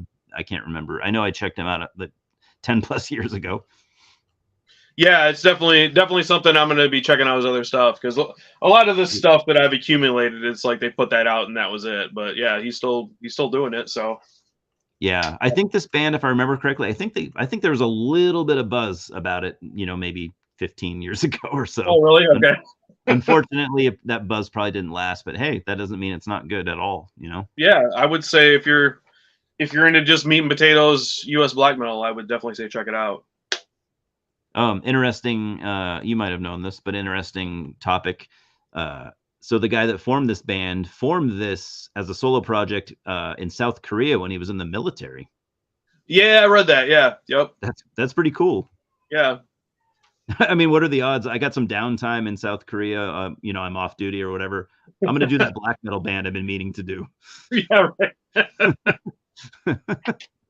It's cool. It's cool. Well, it's better than drinking beer and passing out, I guess, right? Yeah, or getting, catching STDs or whatever. Right. Yeah, going whatever to town. Soldiers do on movies. Yeah. Oh, I got one more. This one actually bought on purpose, kind of. Death Beast, The Onslaught. I bought this from Kevin from Greyborn. I remember Death Beast. Yeah, so I guess the reason Kevin had these, he probably got copies because he does vocals on 2 of the songs, backing vocals on one, and then like kind of co-lead vocals on another one. This is just really fun thrash. It's not super serious. Like, there's songs, You're Fucking Doomed, Drink Till You Die. It's kind of that style of thrash, and I had to make note of some of the band members. Where did I write it down here? Oh, here we go. Band members named like Black Tormentor of Scenester Wussies, Notorious Butcherous Poserai, and Executioner of the Worthless. Kevin sent me a Death Beast CD one time. Oh, did he? Yeah, randomly when I bought some stuff from him. So now I know. I know. Was it this one? Not that one. It was a live one. It was a live CD. Oh, okay. Yeah, it must be. I mean, I'm guessing you must be friends with them or something because they're in like, I think they're like, and they're in like Atlanta. So, yeah. So this was their latest thing. I think it was 2018. There's some unlisted bonus tracks that are like covers and stuff on it. Yeah, this is were they on Metal or were they on Hell's Headbangers at one point? Not that I know of. Oh, okay. But I probably just assumed that. It's possible. It sounds like a Barbarian Wrath. Yeah. Okay. Yeah. But yeah, I mean, if you're into some kind of good time thrash, I mean, it's like I said, it's not too serious. They do like a blues breakdown to one of their songs, and then they start commenting on how they did this on the last album and how unprofessional that was. Oh well. Just fun times. So yeah, Death Beast. Yeah, I would give that a recommendation. Cool. Sounds fun. Yeah, I have their live album. I guess they only have one, so I have their live album from 2012. Okay. Yeah, I enjoyed it for what it was. Yeah, I wouldn't say go hunt it down and pay $30 for it, but if you come across it, I would get it. Yeah, you'll probably find it cheaper than that. Yeah. Let's see. Simon's asking if you have all the Grave Worm releases. I think so. I think I'm missing a few 7 inches, I think. And I might be missing a couple of 12 inches too. I have everything in some format, I guess you would say. I don't have every format of everything. I've been working on it. I have a lot, but I don't have them all. I've been slowly getting them all, trying to. Yeah. I just bought a few from Kevin, so I'm filling the holes. Why don't I really need? I need Nether Fiend. Oh yeah.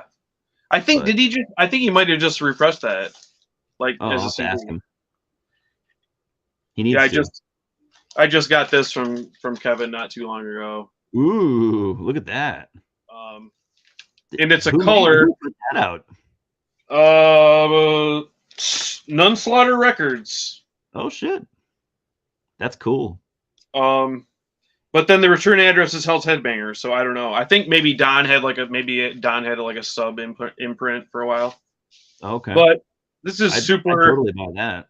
Like this is so rare, it's not even on Discogs. Like, oh shit, this color is not on Discogs. It's I don't know. You probably can't see it. It's like a green and brown swirl. Did that just get put out? No, I guess it was the original pressing when they put it out, but just Kevin was trying to get rid of stuff he had. Yeah. Oh damn. Yeah, I have that album on cassette from I think Barbarian. No, not Barbarian Wrath. That one Polish label that used to put out. Time. Yeah, Time Before Time. Yeah. So at least I have it. Yep. So I have that. I have the cassette. I have the CD. I don't do that with every band. I mean, but certain bands are just special to you, and you want to, be a collector scum about it. So yeah, that's awesome. I didn't know you had that. Yeah, it's a great album. I love it. And then I haven't shown them, but there's like 2 more. I think there's been 2 more CD releases of Grave Worm since the last one I showed. So. He's been pumping them out lately. Yeah, he has. I need to catch up. I don't have anything from the last like 2 or year. No, I don't think I have anything he put out this year, or I don't remember. I know I'm missing 1 or 2 at least that he's done. Yeah. I mean, there was one like original full length this year, and then the other 2 were like, one was like 90s demos, and then the other one was like one of the splits with the demo that went with it, and then a rehearsal. Yeah. So it's not stuff it's not stuff that's essential, but yeah. I mean, I want it because, Yeah, me too. I want everything. Yeah, exactly. I'll totally get it. So I'm gonna have to email Kevin. Yeah. You got anything else? That's it, man. Well, okay. I did watch this too, but this is kind of not on brand. I don't know if you've seen this. No, haven't. this is another Dollar Tree, and I was like, man, stars Matt Damon and Julianne Moore. It's directed by George Clooney, and it's written by the Coen brothers. How can this be bad? It is. I was going to say, how have I not heard of that? I never heard of it either. It came out in the theater, and I guess it was a huge bomb. Oh, okay. So I guess the story of this is more interesting than the movie. Coen brothers wrote this script in the 80s and never made it. And they, tried to make it a few times. It didn't happen. And then eventually George Clooney is like, well, I would like to make it. And they're like, okay, you can have it.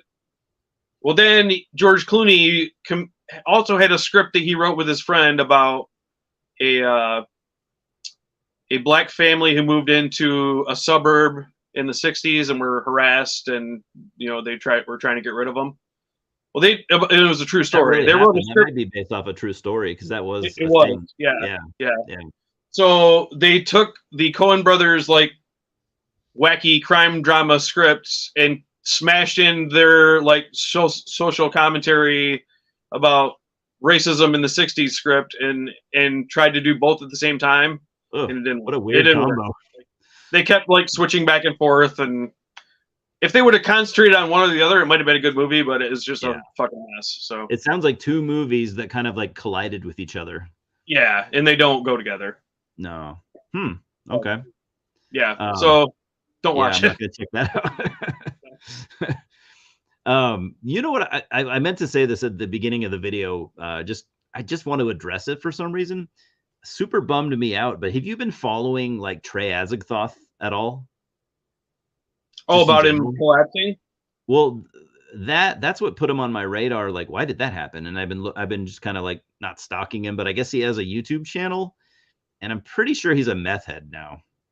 Oh, really? No, I didn't know anything about that. I was watching this YouTube channel that he has, and it just earlier today just bummed me the fuck out, dude.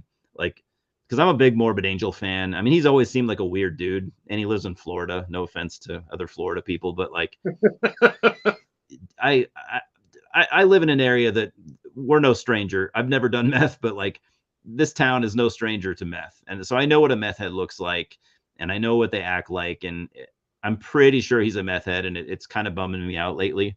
I was watching this video where he's at a Walmart feeding birds, like feeding birds in the parking lot. Oh, gee. Yeah, and just the way he's talking and stuff, I'm like, oh fuck, dude. Yeah, I don't know if that's a new thing that he's doing or if he's always been a meth head. I don't know, but it's just, you're 55 years old, dude. You don't need to be doing that shit. Like, that's, yeah, no kidding. If you're gonna do meth, do it in your fucking 20s when you're irresponsible and you have a reason to be, but right. So he's got a YouTube channel called, let me pull it up, or I'll get the name real quick. Just if anyone wants to be depressed, if you're a Morbid Angel fan, it's like something Spectre.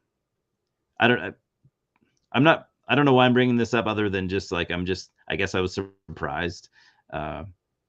I can't remember what it's called, but yeah, I don't know if that's I didn't know if anyone knew about that, but yeah, like you said, the whole collapsing on stage thing, kind of like, I mean, that could happen to anybody, but I was just kind of looking into it, like, what happened?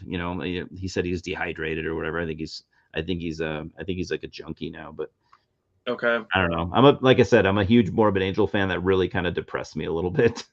I mean, I don't know anything about it. Dark Sprocket. What's that?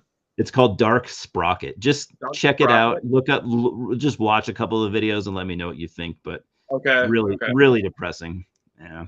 Like, I believe you for sure. I'm just, from my own personal experience, I've gotten super messed up from being dehydrated, and I went out. It was at and he really might have been, yeah. Yeah, I mean, he could have been. I went out to breakfast with my family, and I just didn't. I'd worked overtime that night. It was a super hot day, and I didn't feel right. And then I was going out to the car with my son, and I just freaking hit the deck and knocked over a table. And my kid, he was like 6 years old at the time, so he's bawling. And I felt awful, but it can happen. I got sunstroke one time too. I threw up everywhere. and I threw up and I passed out briefly. Or I can't remember which order it was in, but yeah, it'll fuck you up definitely. You recover, you bounce right back, but it'll fuck you up temporarily. Yeah. Yeah. But Yeah. it wasn't that that did it, but it was me checking out his YouTube channel where I was like, oh no, oh no. There's a paper trail of Yeah. Yeah. If you've ever dealt with meth heads at all, you just know the telltale signs, and it's like, oh, this is not good. So I don't know. I mean, I've known people that have done meth for like a decade. Like, it doesn't just kill you automatically, but it definitely drags you down. Yeah, yeah. It's not a good trail to go down. I don't think I need to say that to anybody. Don't do meth. I've never done it because I'm not. Well, okay. Well, I'm not an idiot. But why would you? Why? I don't know. I know it must be great. I don't know. I don't know, okay, but I know a handful of people that have tried it, and they're like, it's the best feeling I've ever had in my life. So yeah, there you go. Yeah. I guess it is awesome, but I know better than to go down that path. But man, right. Yeah, like Simon said, you'll lose your teeth pretty quick. That seems to be a thing. I've seen that. We have a big city in Washington that's pretty near us, and you can go there and go downtown, and it looks like the Night of the Living Dead. They're just fucking meth zombies all over the place, and it's the freakiest thing I've ever seen. Like, they don't typically bother anybody, but they're scary just to look at. It's sad too. It's not like I don't think they're trash or anything. It's sad to see, you know? Yeah. Because people deserve to have a better life, but I don't want Trey, one of my favorite bands, doing, I don't know. Yeah, just look up Dark Sprocket and watch like 2 of those videos. And if you've known a meth head or something, you'll be like, oh shit, that's totally meth. Yeah. You think it? Yeah, he seems like a smart guy. You'd think he'd know better, but you never know, right? Yeah. I mean, whatever. Yeah, maybe he'll get better, but it was sad to see. Like, watch the video where he's feeding the birds. It's like legitimately sad. Okay. Yeah. Well, I mean, maybe this will be like this kind of public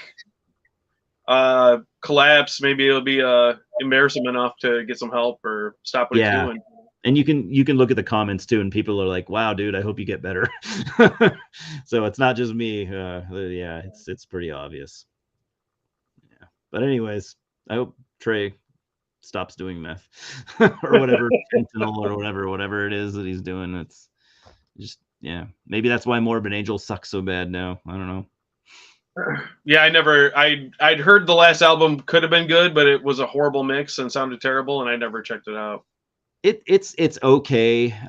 It's not as bad as that embarrassing album before it, but if that album never happened, this would be the worst Morbid Angel album. It's easily the worst. Yeah, it's good by comparison.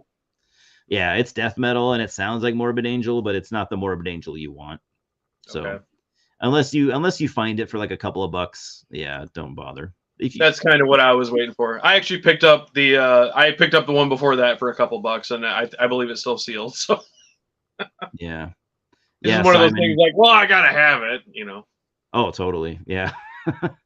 Yeah, Simon, I agree with you. It says people are good people no matter what. I think everyone starts off as a good person. I think everyone in their core is a good person, or they were at one point. Yeah. And drugs will ruin people, or it'll ruin their lives from what I've seen. Not everyone's able to bounce back, at least I think Trey, I don't think he's rich or anything, but I think he has a decent enough income to where he can bounce back. I'm like, Morbid Angel still tours in a tour bus. I don't know if they own it or they rent it, but he's not like homeless or poor or anything. They're not driving around in somebody's shitty van, right? No. Then even on that weird channel that he has, there's a video where he shows their tour bus, and it's like a legitimately massive tour bus, and then that band Skeletal Remains. Yeah. They were touring with him, and he's like, "Oh, this is he's like, this is Skeletal Remains tour van, and they have like a van. Right. It's funny. 8 guys in it and all their shit. Yeah, you're on tour with Morbid Angel, and life is good when you're in your mid-20s or whatever, you know. Right. Yeah. Signed to Century Media, and yeah, could be worse. But anyways, what do you got going on the rest of the day? Not much. I gotta catch up on Japanese wrestling. That's about it. Okay, cool. There was a show. There was a show yesterday. Well, today for them, which was early morning for us. I haven't watched it yet, so. Okay.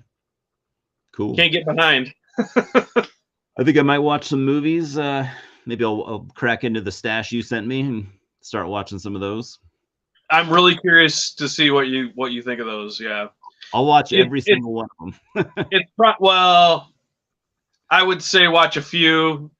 They're short too, so there's that. But nah, I'm gonna watch them all. Maybe not. You're gonna watch them all, even if you can't stand it. Yeah, I gotta see. I gotta sift. I cannot like write a movie off until I watch, especially if I have it in my possession. I'm gonna watch it. Yeah. Okay. Well, I'll just say, like, for the Chris Seaver movies, if you've watched 3 or 4 and you don't like them, then you don't have to keep going. Like, it's not going to change. I probably will. I might give them time. If I watch a few that are bad, I'll be like, all right, I'm going to take a break for a couple of weeks. All right. Oh, yeah, I'm trying to remember what I sent you, but Cheap Thrills rules. Cheap Thrills is an awesome movie. I'll start there then.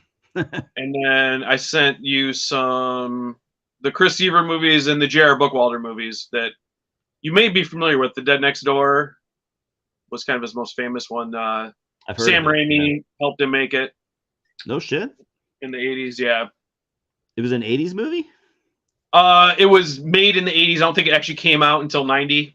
Oh, okay. I think I've seen that we have a store that carries a pretty decent horror selection. I've seen that there. Yeah. It's fun. It's a super low budget, like, homemade zombie movie, but it's really well done for what it is. So yeah. I think you get some enjoyment out of that too. There's definitely a fun thing to be said about a movie that's so low budget and so unprofessional that it is somehow fun to watch, you know? Yeah. Most people can't pull that off, but right. some can. Simon Simon, I want to see that. I might actually see that Evil Dead Rising this weekend too. Oh yeah, I keep meaning to go and then I get too lazy, but I've heard I'm a fan. I'm one of the people that loved. I'm not saying I liked it more, but I loved that 2013 remake. I thought it was awesome. I liked it too, yeah, and I kind of didn't want to like it, so.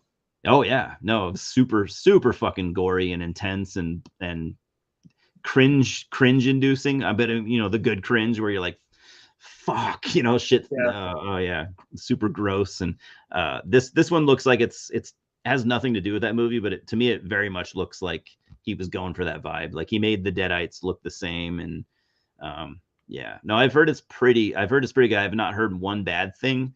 I've heard some people are like, it's good. It's not great. It's good.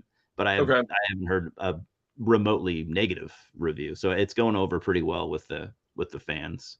I don't even know who made it. Is it the guy who did the remake? No, not at all. It's a guy. Oh. It's an Irish guy. He's only done one movie called Hole in the Ground, which was pretty decent. A24 movie. Okay. Pretty good. I liked it pretty good. I'd recommend it. It's not the best movie I've ever seen, but it's a good movie. I think this is his second film he's ever done. So just going off that, I would say, yeah, he's a good director. He showed a lot of potential in that movie. He's kind of an arty, director. I don't mean that in a bad term, in a bad way, but he's a true filmmaker. Okay. You can tell he's got ambition, and he's going to go on, I think, to do some pretty good things. I would say he's still, I assume he's pretty young. He's only 2 movies in. He's, probably no older than 30, but yeah, Irish guy, which is always cool. Okay, you don't hear about a ton of Irish, filmmakers. So right. Yeah. Well, anyways, I'll let you go get on with your night. Thanks everyone for watching. Thanks Simon for hanging out. Thanks everyone for watching. 2 a.m.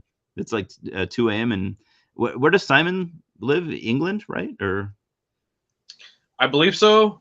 But I get I get everything over there mixed up. So yeah, if it's Ireland or something, I'm sorry. I don't remember. I know. You gotta know this by now. Americans are so fucking dumb when it comes to like culture. We don't know. We hear you don't know what states we're in either. It's like the same thing. Yeah, we just roll with it. Oh yeah, he lives in England, so I was right, which is rare. Okay. All right. Well, thanks for everyone for watching. Thanks, Scott, for doing this. And yeah, thanks for having me. It's fun. Yeah, dude. Talk to you later. All right, later, man. Cheers, everyone.